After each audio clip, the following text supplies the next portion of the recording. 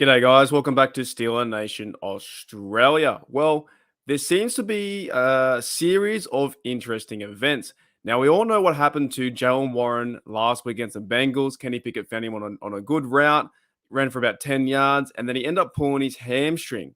Now, Coach Tomlin talked about Jalen Warren, and he said he was going to have limited practice throughout the week in hope to be a full participant for the Colts game. However, two guys, yesterday being Wednesday in America, they added Master Teague III back to the practice squad. Also, what a sick name.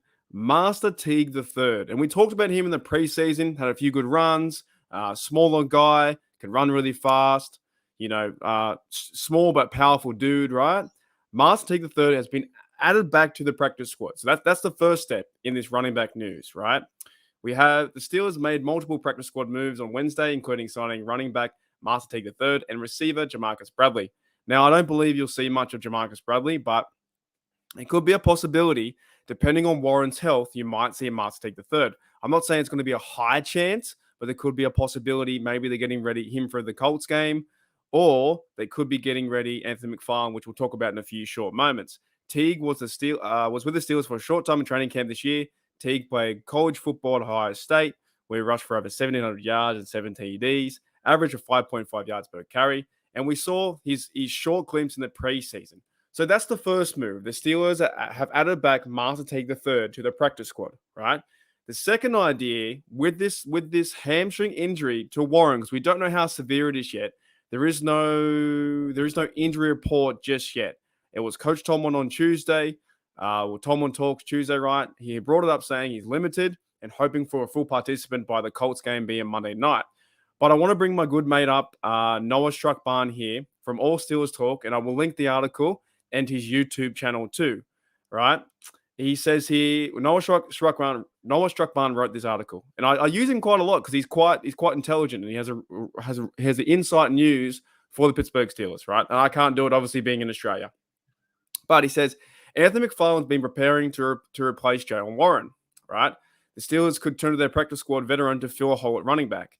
Now, if Warren can't go, as we see a picture there of Kenny Pickett, but if Warren can't go, there could be a higher chance now. Of course, you added Teague into the practice squad, right? Low chance that he might play. But a higher chance if Warren can't go, Najee Harris needs a backup at the running back position. And that very well could be Anthony McFarland and his first touches in 2022. So keep an eye out for that. Now, as the article goes along, McFarland was interviewed in the locker room. And I want to grab a few of the quotes. So he's talking about his, progression in preparing for the game and always on the spot, always ready to go. And McFarland said this: from the outside looking in, it can seem hard, but for me, it's just being another football player. First of all, I love that. I love the way he's speaking so far.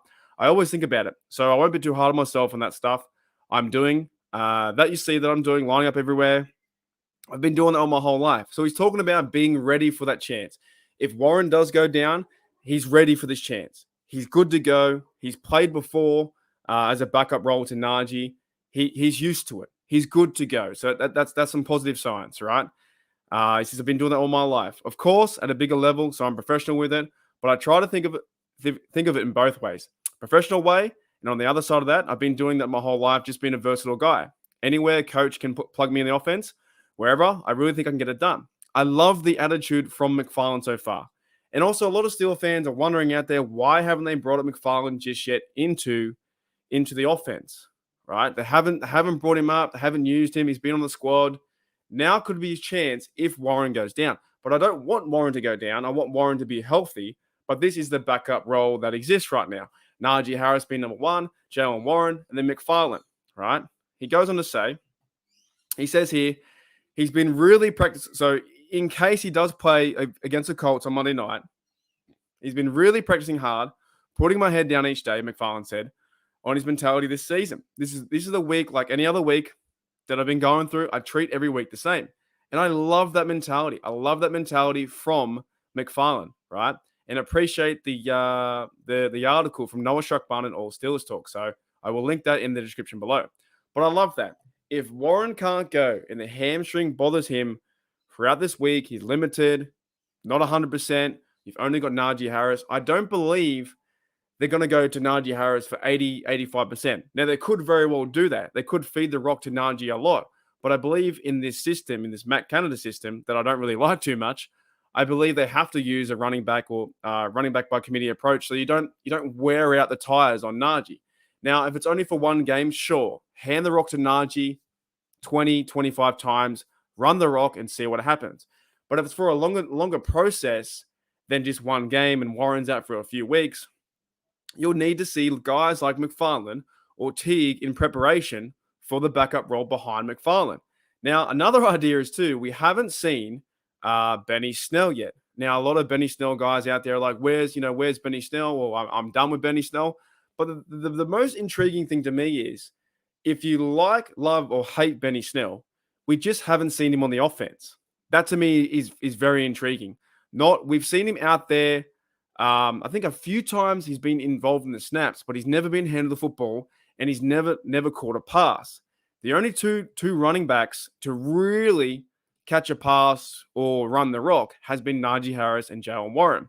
Najee has 148 attempts for 550 yards, 3.7 yard average.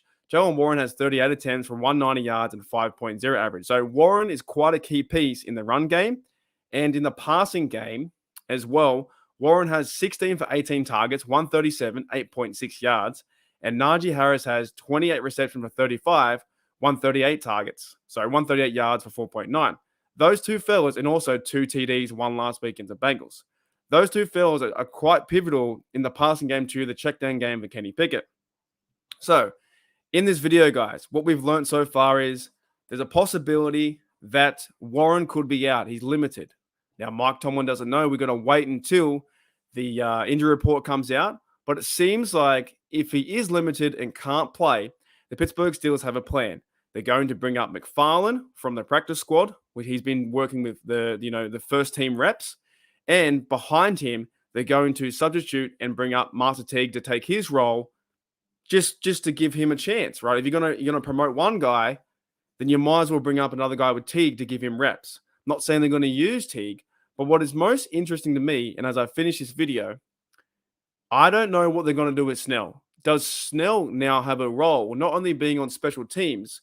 Why do you have Snell on teams and nothing else, right? How many times do you go down the field on kickoffs, punt returns, or vice versa, punt returns or punt defense? Surely you could bring Snell into this game plan as well and give him carries from 6 to 8 carries a game, which you could spell out Najee Harris, and also a change of pace being Anthony McFarland. Anyways, guys, let me know in the comments below what you think of the running back situation. Even if Warren goes down, it's going to suck. It sucked last week. As soon as he went down in that game, it was harder for the Steelers to do things, right? Warren's a key piece in the receiving game, and he's a key piece that feeds behind Najee Harris. And we can't rely everything on Najee Harris, not with this O-line. In my opinion, not with the O-line. You do need that two-back set.